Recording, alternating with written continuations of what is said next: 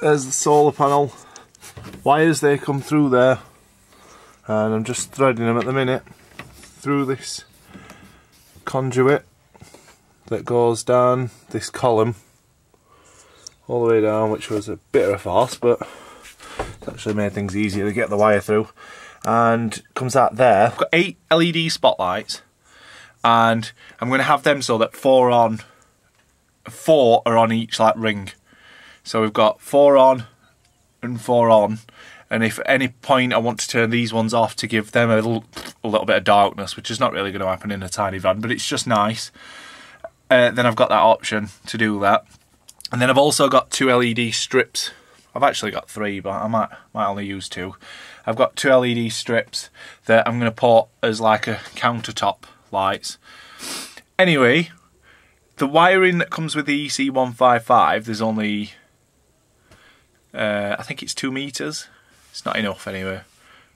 What I've decided I'm going to do electronics wise, because it's been proper racking my brain, like it's been driving me crazy. I'm going to make the hub down here. So I'm going to have like the hub of it all, excuse the mess. I'm going to have the hub there. So this is the sliding door.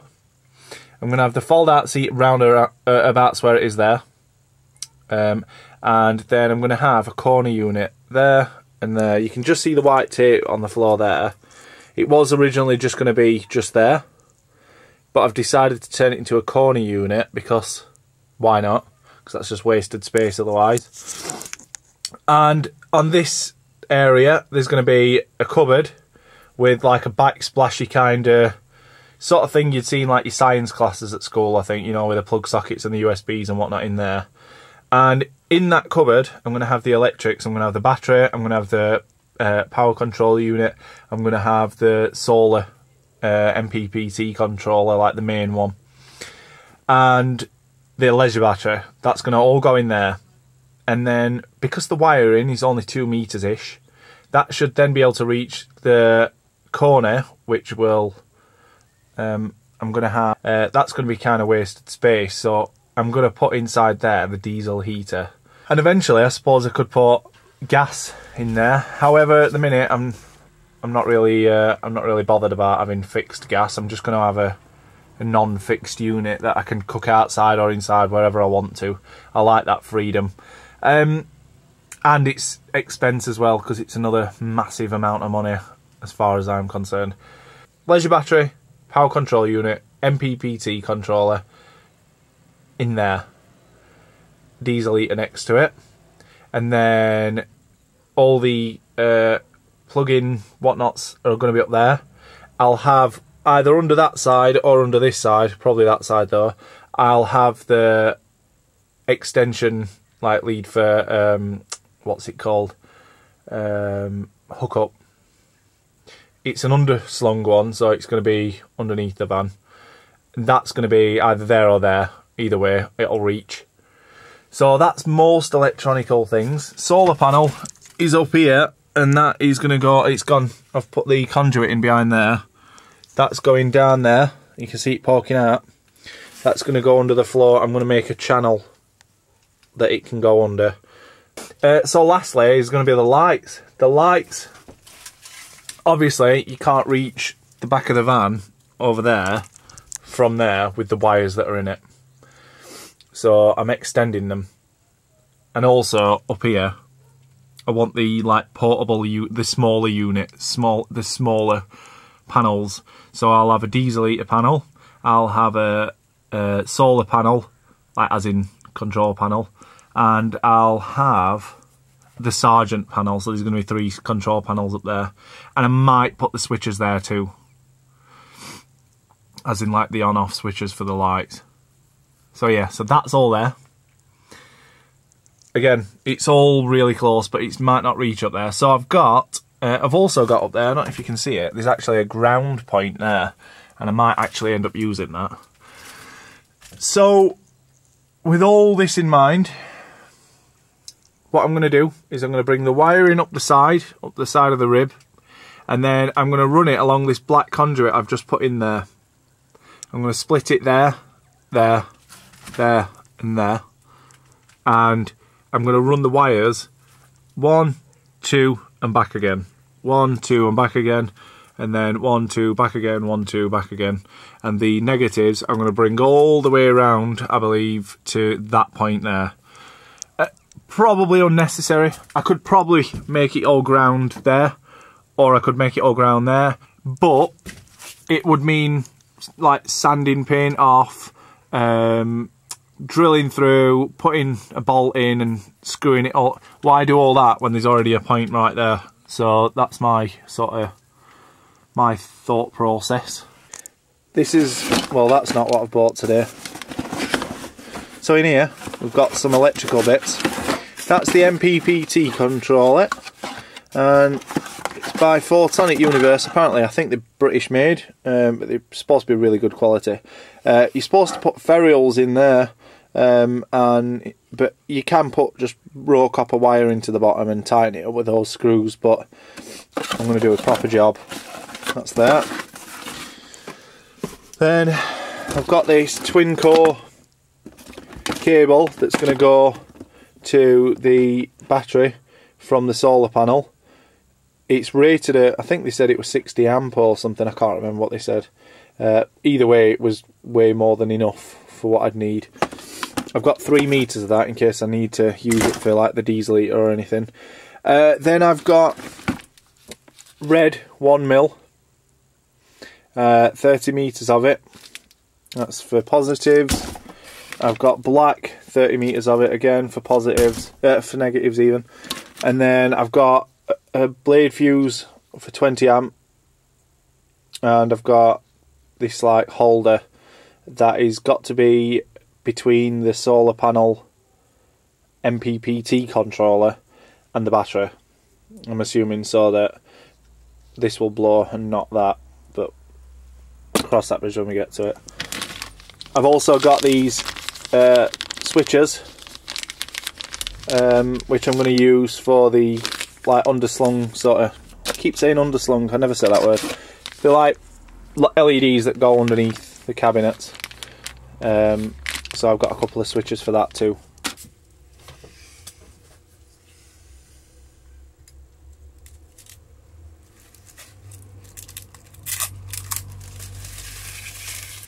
I'm going to start from this side, poke it through.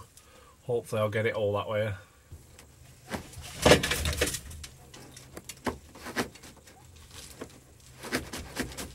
Rather than farting about doing it like that because it wasn't working right well, I've taped it together there. Threaded it through loose like that. It was just easier flapping it around and whatnot rather than trying to poke some bendy wires through it. Now I'm going to thread it from that end so that I've actually only got the loose end over this way.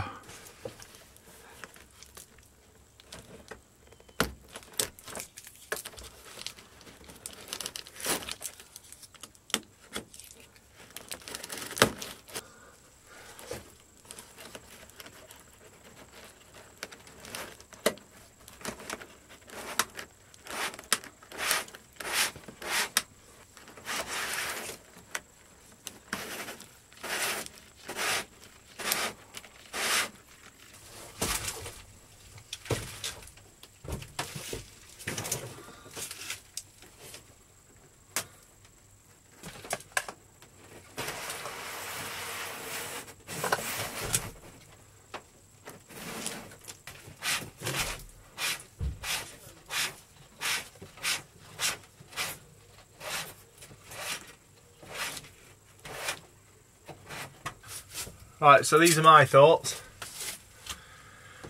Find the centre, cut a line up, hollow out a little section there. Carry it along, hollow out another little section there. All I'm going to do is I'm going to do a slit down here and I'm going to tuck the wires into it.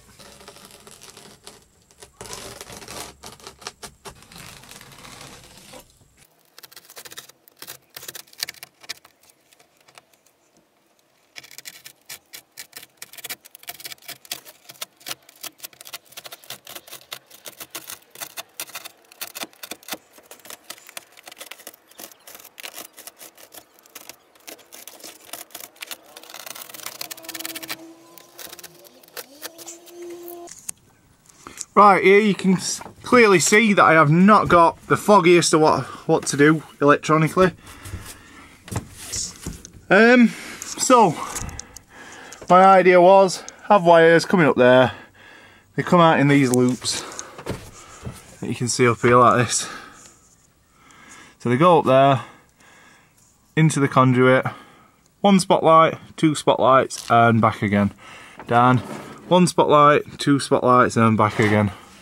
And that's what I was doing. And then I suddenly thought, why is there 4 wires? Well, there's 2 wires going in and 2 wires going out. And I thought, that's right, isn't it? But then I thought, hang on a minute. There's no 2 positives or 2 negatives going in or out. So actually, that's a load of bobber. So basically, it's like the 3rd time I've put these up. Clearly I hadn't grasped what it was that I needed to do. So what I've done is I've spent pretty much the whole day trying to work out what I need to do. I've figured it out. So, turns out it needs to be wired in parallel. God knows what the hell that was. And so, when you look at parallel circuits, they've got like a positive and a negative down either side. And then they join the lights in the middle. Kind of like that there. But I wanted 4 on this like ring and 4 on the other one. So I actually needed 4, and these are the two things I've come up with. Let me just show you. These are the 2 drawings I've come up with. I've not been able to find anything clear online, and I really do have a massive hole in my knowledge when it comes to electronics. I don't know why. I think I'm like dyslexic for electronics or something. Anyway, we've got... They're both basically the same. I had to ring an auto electrician up to tell me that they were both the same, because I was overcomplicating it in my brain. So basically, a switch would be here. It would come from the live, it would go along, and it's lighting up that one, that one, that one, and that one, all at the same time. And then the negative would be all returning. Now, I've had all these people saying, oh, you need a buzz bar, you need to do this, you need to do that. Well, I've just spoke to an auto electrician that does this for a living on lorries, buses, all sorts of bits and bobs. And he's just told me to use a ground point of the van like I was going to do anyway. So, so that's what I'm going to do. I'm going to do a ground point up on that top corner. Up there, look, you can see now. Up there. Top corner of the van there. That's for the sliding door. And that's like an earthing ground point, whatever you want to call it, I don't know. So yeah, got to take all these back down again. Take them all back down. Luckily I only stuck them up this time, I didn't bury them in there. And then I need to wire it as per. I've rewired my van. So now I've got 2, a red and a black, coming down here. Red and a black coming down into the conduit through there just to protect it a little bit. And then here I've got to splice the red wire that's going up here to the red wire that's going down to the switch. And then that's the end of that circuit. The black, the negative, is going to be spliced to this one and to this one. And that's gone all the way down there, and you can see it hanging out at the end here. So that's the end, positive and negative. Then I've got another switch which I need to solder. Well, not another switch, another wire that goes to the switch. I've labelled these up, so that should be front. There you go. And that goes up there. And then it goes into this top. I've actually made it go either way around, so I've got a positive that way, negative this way to there, and then back. And then I've got another red going along, up and round So yeah.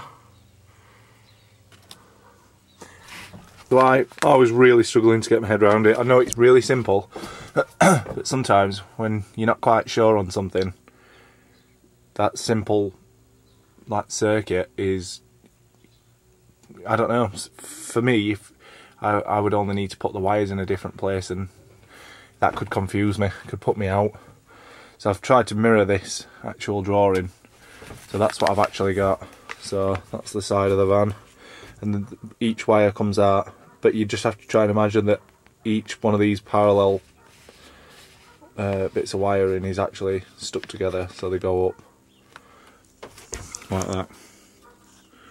So that's like one, and then that's the other one. I've got some bits of soldering to do. I've got a bit of soldering to do there. I've got to T-splice this one there, and I've got to T-splice that one there, the negatives. And then over here I've got to splice that one and join that one, and I've got to splice that one too, and then that's all the joins apart from the front. In order to get a good connection, we're actually going to solder it. First thing I've done is I've just stripped off the ends. I've used these wire strippers to grab it and then open it. Then I've got a piece of heat shrink, and I'm going to just slide that on first.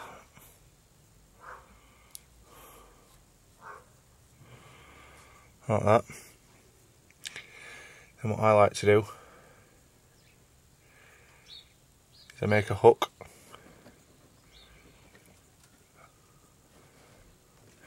on the other one, and then I simply hook them together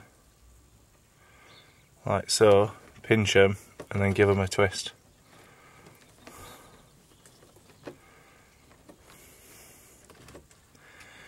That's the way I like to join the wires. And then after we finish soldering, we'll bring that up too. I've got some 0.7mm lead-free solder. You can see it's nice and thin. It's not the plumbing type of solder that you often see people use. Heat up the area with my soldering iron, and I'm going to place the solder into there. I've also got some tip tinner, which will help clean and re-tin the tip of your soldering iron. As you can see, it's gone shiny, but it's got all the crud on it. And I've got some brass wire wool that you use to clean the end of your tipping. That allows the solder to be heated up like effectively and solder it properly. See so many people with mucky soldering iron tips. Anyway,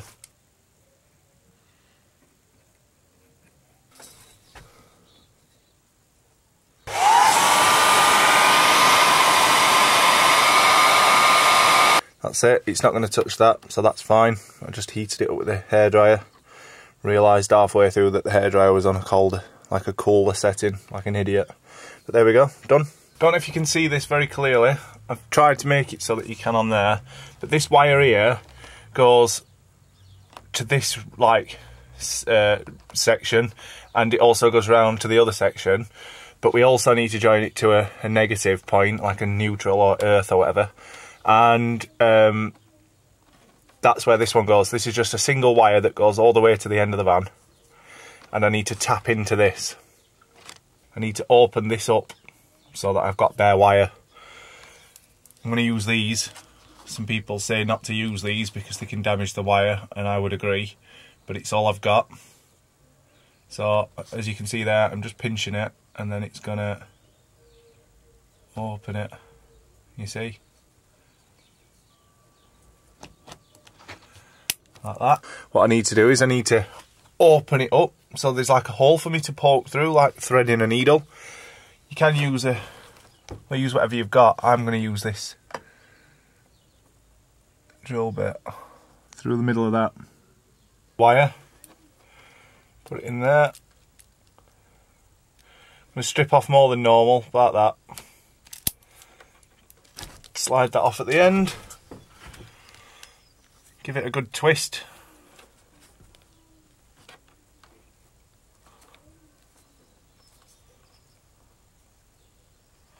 Try not to twist it so much that the fibres start breaking off.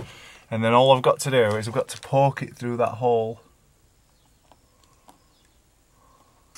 There you go, you can see now it's poked through the middle. Just going to do the same as I did before now.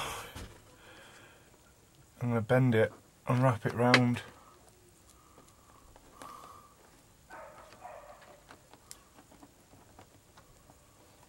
Bit fiddly, doing it up in the air like this. I'm just going to go around either side of this wire that's joining. There we go. There you go, you can see now. It's going to be really strong. Obviously you can't get any heat shrink up there or on there, so I'm just going to wrap that with electrical tape.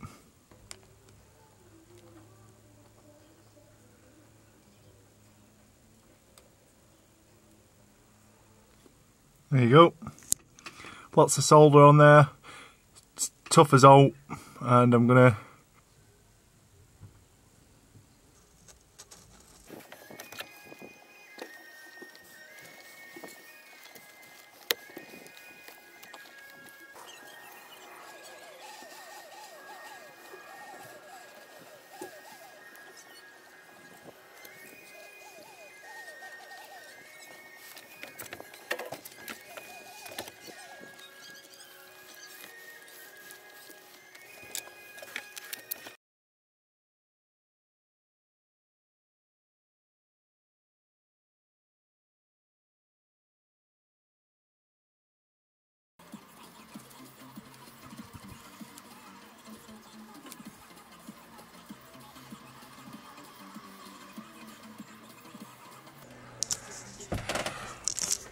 They're quite bright.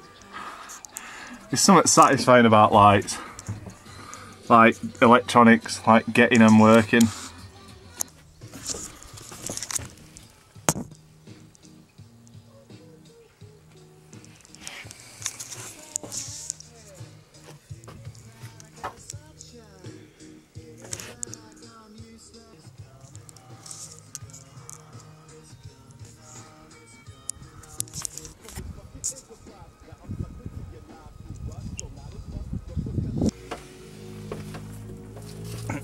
Quick handy tip when you're peeling this off, what you tend to do, or what I tended to do, was rip off what you needed and then you're fumbling around for ages trying to find that end.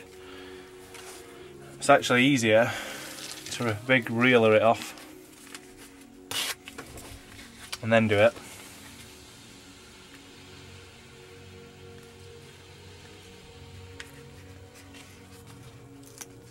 Rip it open and then actually just have it, rip it off as and when you need it, and then just put it up there.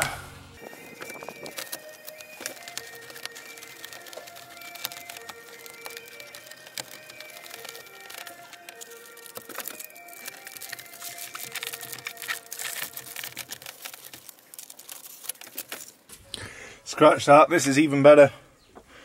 Pull it up straight off at roll, eat roll on floor. Then it's continuously undone, you're not even peeling any backs off at all.